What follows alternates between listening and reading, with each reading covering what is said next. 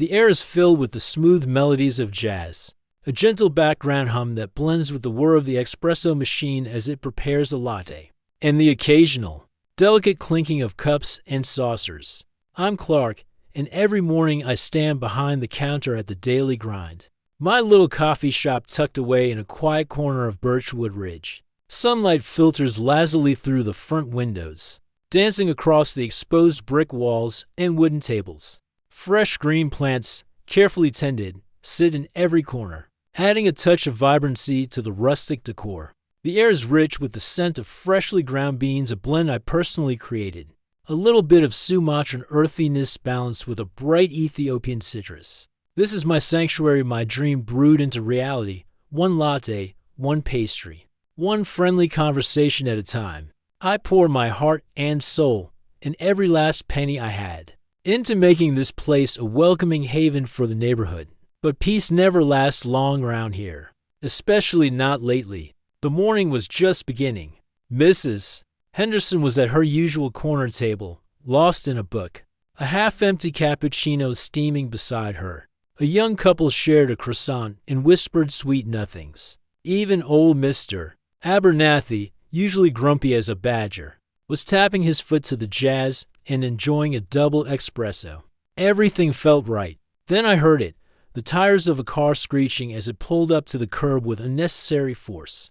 A beat later, the unmistakable clack, clack, clack of high heels echoed on the pavement, each step a staccato drumbeat against the quiet rhythm of the cafe. I knew who it was before she even pushed open the door. And then she walked in. Karen Phelps, president of the Birchwood Ridge Homeowners Association, carrying herself like she owned the entire block, the entire town, maybe even the entire world. Her perfectly coiffed blonde hair didn't have a single strand out of place, and her designer suit looked like it had been freshly pressed 5 minutes ago. She was the embodiment of Birchwood Ridge's manicured lawns and meticulously planned facades. Her eyes, the color of a winter sky, scanned the cafe like it was a crime scene.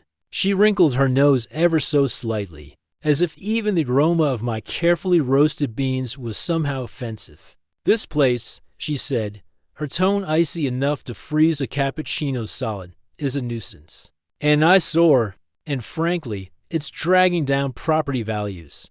Consider this a formal notice, shut it down." She punctuated her words by slamming a crisp white envelope onto the counter, right next to the tip jar.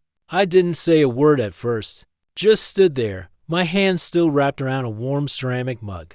The one I used for my own morning coffee, the one with the chipped rim. The cheerful energy I had felt only moments ago drained from my chest, replaced by a dull knot of worry that threatened to suffocate me. This wasn't the first time she complained, but this felt different. More aggressive. "Mrs. Phelps," I finally managed, trying to keep my voice even. "I'm fully licensed. I'm following all the regulations. I'm contributing to the community. I don't understand." She cut me off with a wave of her perfectly manicured hand. "Understand this, Mr. Clark. Birchwood Ridge is a planned community, and your establishment doesn't fit the plan.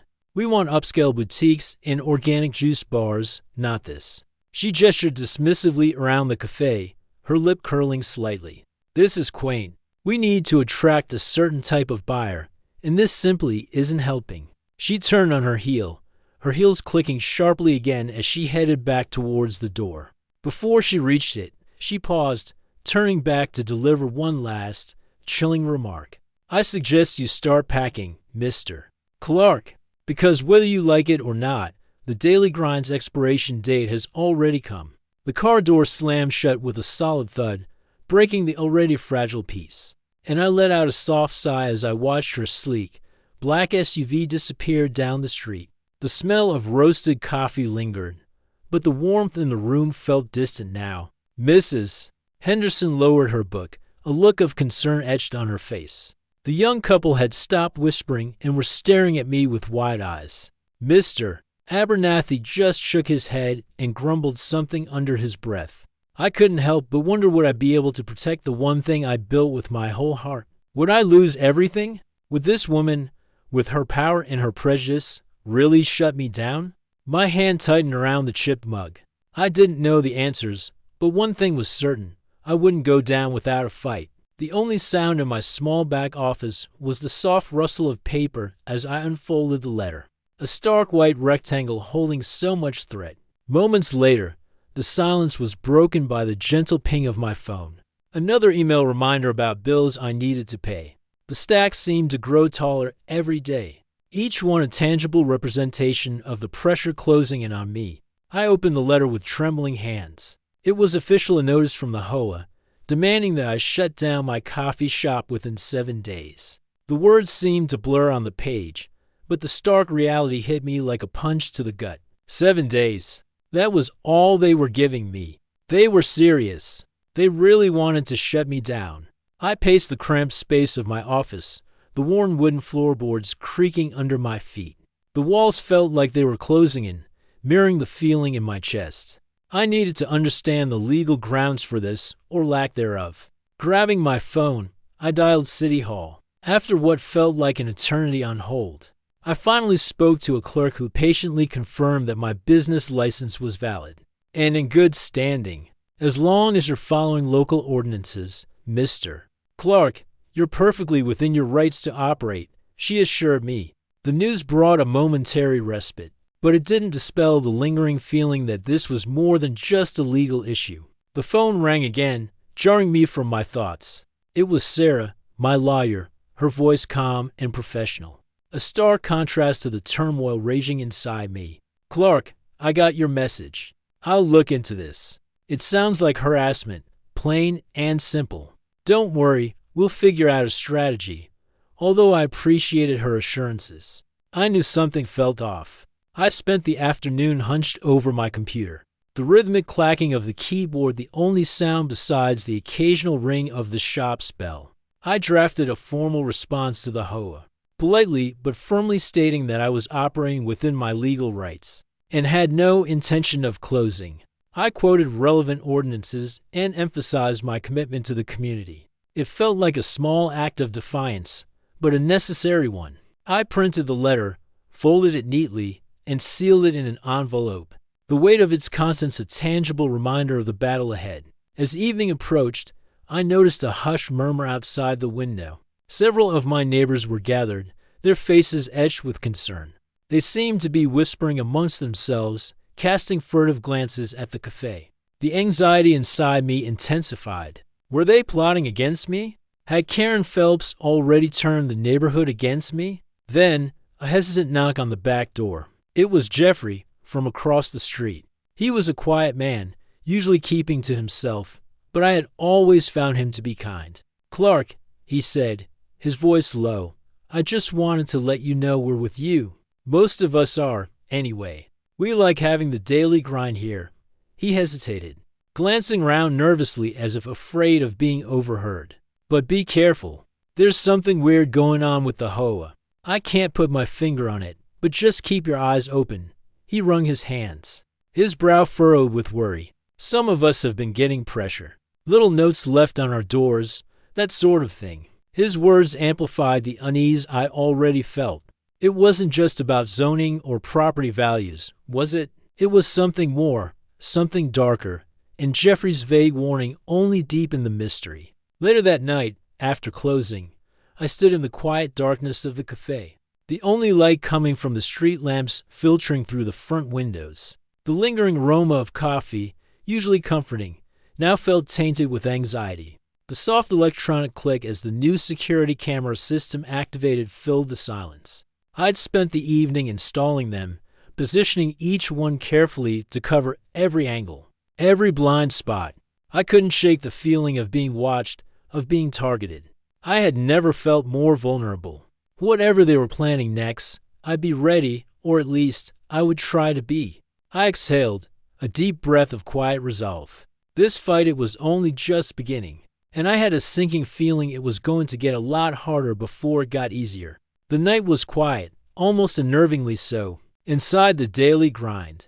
Only the faint hum of the refrigerator and the soft glow of the security camera indicator lights broke the silence. Each click and seemed amplified, a constant reminder of the vulnerability I now felt.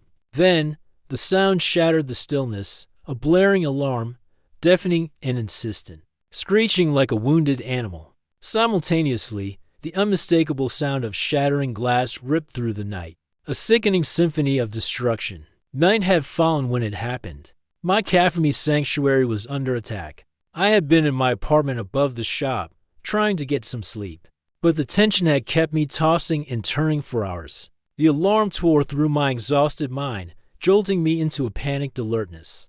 Adrenaline coursed through me as I raced downstairs, fumbling for my keys, my heart pounding against my ribs like a trapped bird. By the time I reached the street, the scene that greeted me was a nightmare. The front window of the Daily Grind was a gaping maw of jagged glass, moonlight glinting off the sharp edges. A group of figures clad in dark clothing, faces obscured by hoodies and masks, were inside, tearing everything apart. Tables overturned with a sickening crash. Shelves smashed to the floor, sending mugs, coffee beans, and pastries scattering like debris across a battlefield. The air was thick with the acrid smell of broken glass and spilled coffee, mingled with a faint, unsettling scent of gasoline. I thought I recognized the stocky build of Thomas Bailey, a known crony of Karen's, and I just stood there, frozen, on the sidewalk, helpless, the key still clutched uselessly in my hand. It was like watching a slow-motion train wreck, each crashing sound echoing the destruction of my hopes and dreams. Heartbreaking silence welled inside me as chaos erupted around me. It felt like a physical blow, a punch to the gut that stole my breath and left me reeling. It wasn't just one attack, it happened again the very next night. After the initial shock, I'd spent the entire day cleaning up the mess, boarding up the window with plywood, and trying to salvage what I could. I'd worked tirelessly, fueled by anger and a desperate need to reclaim my space. I'd even managed to reopen, albeit with a limited menu and a shaky smile. Jeffrey and a few other neighbors had helped, their quiet support a lifeline in the midst of the chaos. I installed the security system as fast as I could, the blinking red lights offering a small measure of comfort. But the second night, they broke in again, bolder and more brazen than before. This time, I was prepared. I was on my way downstairs when I called the police, my voice trembling but firm. "They're back. They're breaking in again," I shouted into the phone, giving the dispatcher my address. Sirens wailed in the distance, growing louder as the attackers, startled by the sound, scrambled to escape.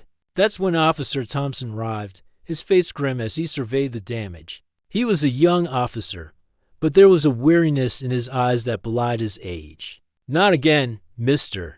Clark," he sighed, shaking his head. "Mr. Clark," he said, his voice calm and authoritative amidst the chaos. "What happened here?"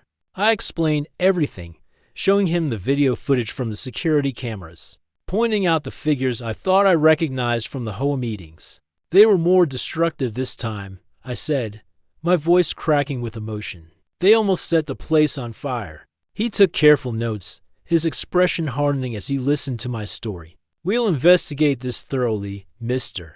Clark. This kind of behavior is unacceptable. It's also a federal offense to vandalize private property. I promise you, we'll do everything we can to find these people and bring them to justice." But in his eyes, I saw a hint of skepticism, a weary resignation that made me wonder if anything would truly come of it. More crashing, shouting voices, the piercing shriek of an alarm, and the calm, authoritative voice of Officer Thompson cutting through the noise. The fading siren of the police cruiser, then heavy footsteps echoing across broken glass. The police cruiser's siren faded into the night, leaving me standing amidst the wreckage, the weight of it all pressing on my shoulders. Officer Thompson patted me on the shoulder before driving off. My throat tightened, eyes burning with unshed tears. The despair threatened to consume me, the urge to simply give up, to pack my bags, and disappear. Was this the end of the road? Was Karen Phelps truly determined to destroy me, no matter the cost? Or was this just the storm before the breakthrough? A final, desperate attempt to break my spirit? I kicked a shard of glass across the floor, the sound echoing hollowly in the devastated space. I didn't know the answers, but one thing was clear. I couldn't do this alone. I needed help, and I needed it fast. The morning dawned gray and overcast, mirroring the storm inside me. I surveyed the damage to the daily grind for what felt like the 100th time. The plywood covering the broken window looked cheap and defeated. Inside, the remaining tables and chairs were askew, the air thick with the smell of disinfectant and lingering despair. I knew I couldn't keep going like this. The attacks had to stop, and I needed to do something, anything to fight back. I decided to put up a large sign outside the cafe. It wasn't a carefully crafted legal document or a polished marketing ploy. It was a raw, honest expression of my frustration and anger. In bold, hand-painted letters, it read, "The daily grind is under attack by the Birchwood Ridge Hoa. Help us fight back." Underneath, I briefly outlined the harassment and vandalism I've been enduring, urging anyone who cared about community to support my business. I taped the sign to the boarded-up window, the flimsy paper trembling slightly in the breeze. I didn't plan some grand protest. I just needed to speak my truth, to let the world know what was happening. At first, I expected silence, maybe even more retaliation. Karen Phelps seemed capable of anything. I braced myself for the worst, the knot of anxiety in my stomach tightening with each passing minute. But something strange happened. People stopped. Neighbors slowed their cars, pulling over to the curb. They read the sign, their expressions shifting from curiosity to concern, then to something that looked like outrage. Whispers turned into conversations. A small crowd began to form, drawn by the bold words and the visible damage to the cafe. I watched from behind the counter, heart pounding, unsure of what to expect. Some people shook their heads in disbelief. Others pulled out their phones, taking pictures of the sign and posting them on social media. A few even ventured inside, offering words of encouragement and buying coffee and pastries. Then, a familiar face pushed through the crowd. It was Angela White, a neighbor who lived a few blocks away. She was known for her outspokenness and her unwavering commitment to justice. She was a force to be reckoned with. She strode up to the sign, her eyes flashing with anger. "This is outrageous," she declared, her voice carrying over the murmurs of the crowd. "This hoe has been running roughshod over this neighborhood for too long. We need to do something about this." The community begins to rally behind me. Some share their own frustrations with the hoe. Others just want to help. But not everyone's pleased. Karen sees the sign. She's furious. Her crew lips tight, arms crossed, glare as if I'd committed treason. "Tell us what we can do, Clark," someone else shouted from the crowd. "We're here to support you." Karen Phelps arrived, her face contorted with fury. She pushed her way through the crowd, her eyes blazing. Behind her, a small group of her loyal followers, their lips tight, their arms crossed, glared at me and the gathered neighbors as if we were traitors. Thomas Bailey was amongst them, his eyes cold and menacing. "This is absurd, Clark," she spat, her voice dripping with venom. "This sign is defamatory. You're spreading lies and inciting unrest. Take it down immediately." "I'm just telling the truth, Mrs. Phelps," I said, my voice shaking but firm. "People have a right to know what's happening." "You'll regret this," she hissed, her face inches from mine.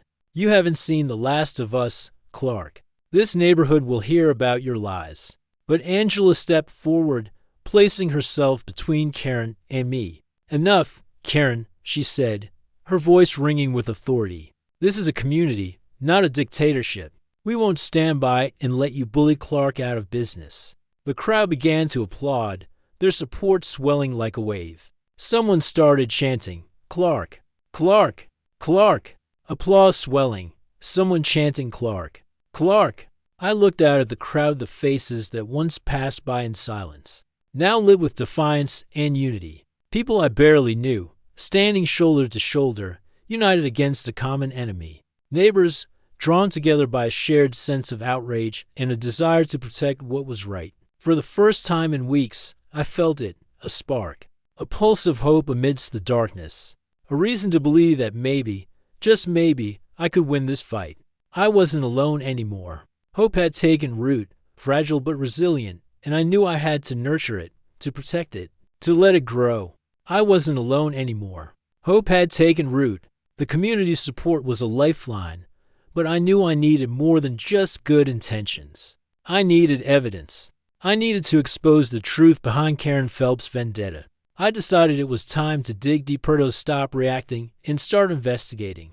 I reached out to Sarah, my lawyer, and explained what Jeffrey had told me, the vague warnings, the sense of something weird going on with the HOA. I asked her if there was any way to access the HOAS records, to see if there was anything that could explain Karen Phelps' relentless attacks. It's a long shot, Clark, Sarah said, but it's worth a try. As a resident of Birchwood Ridge, you have the right to request access to certain HOA documents. I'll draft a formal request.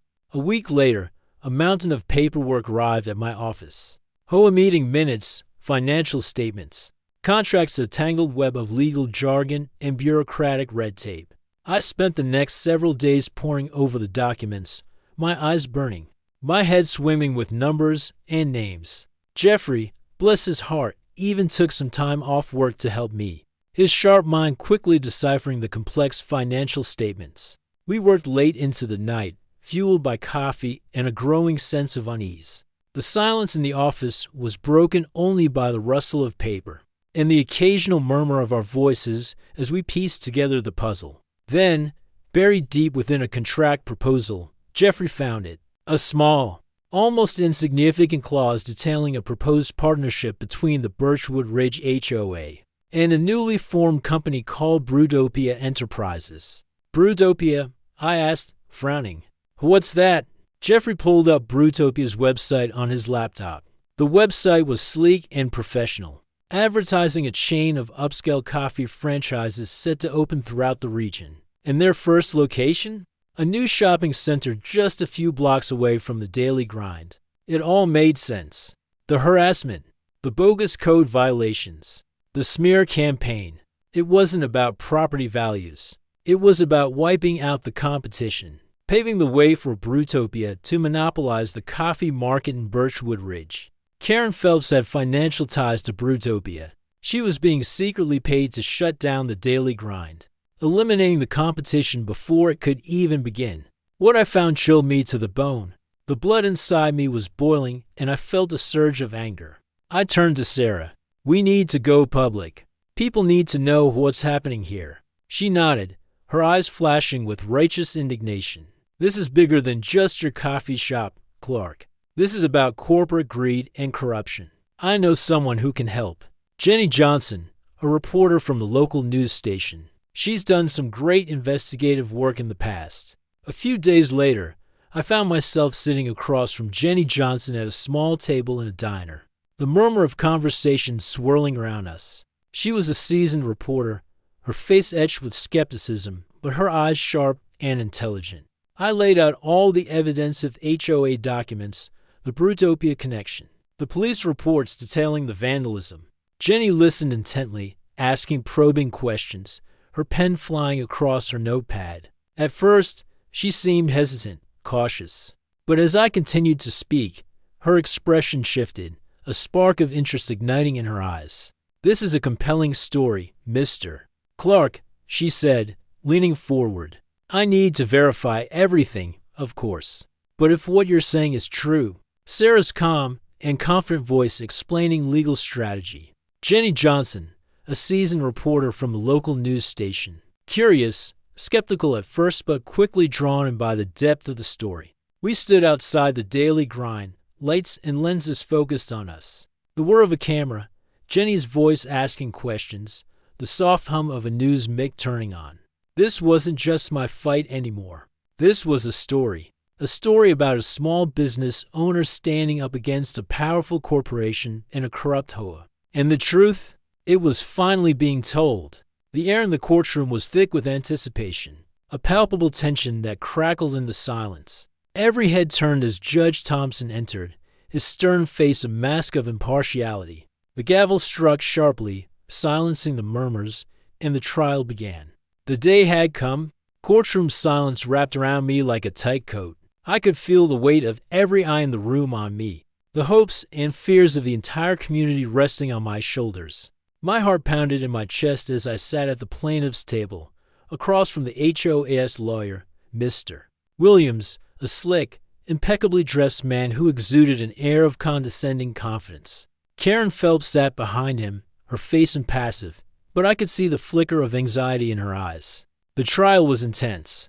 Mr. Williams argued that the Hoa had acted within its rights to enforce community standards and protect property values. He painted the daily grind as a nuisance, a blight on the neighborhood. He presented witness after witness who testified about supposed noise complaints and parking issues. But Sarah was ready. With laser-like precision, she dismantled their arguments, exposing the inconsistencies and outright lies in their testimonies. She presented evidence of the vandalism, the intimidation tactics, and the smear campaign against me. Then came the bombshell. Sarah called Jenny Johnson to the stand, and the reporter testified about her investigation into Brutopia Enterprises and Karen Phelps' hidden financial ties to the company. Mr. Williams objected vehemently, but Judge Thompson overruled him. The evidence was damning.